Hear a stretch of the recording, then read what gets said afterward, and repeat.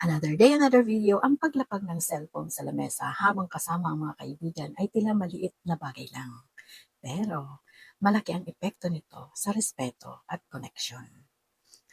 Kapag nakalapag ang phone sa lamesa, nagpapadala ka ng signal na silent signal na may mas importante kang hinihintay kaysa sa mga taong kaharap mo. Para bang sinasabi mo na, sandali lang ha, baka may mag-text na mas exciting kaysa sa mga kwento ninyo. Mas masarap kasi ang usapan kapag ramdam mo na lahat na nandun ay 100% present na nakaharap sa inyo. Kahit pa nakataob ang phone, bawat ilaw o vibration nito ay nakakakuha ng atensyon na puputol ang momentum ng kwentuhan. Imbis na nakatitig ka sa mata ng kaibigan mo habang naglalabas siya ng saloobin, napapalingon ka sa screen, nawawala yung sincerity ng pakikinig.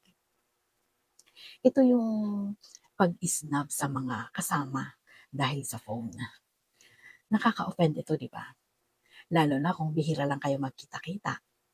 Ang oras ay mahalaga at ang paglaan ng panahon na walang sagabal ay isang paraan na nagpapakita ng pagpapahalaga sa pagkakaibigan nyo, sa kasamahan nyo. Para maiwasan ito, ibulsa o itago ito sa bag. Out of sight, out of mind. Para walang istorbo, gamitin ito para hindi ka na matempt na gamitin ito.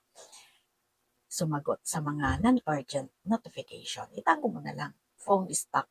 Uso ito sa mga magkakaibigan.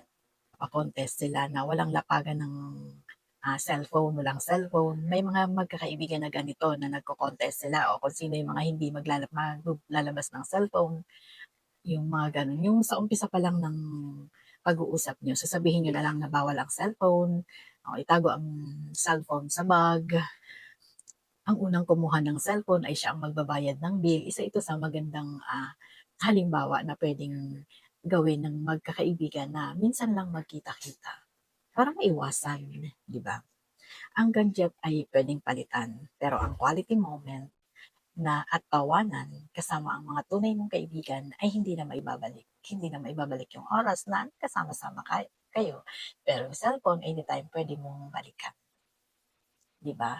Sana makatulong, sana may mapulot tayong idea o aral sa video ito. Have a nice day ahead. God bless. Thank you for watching. Follow for more.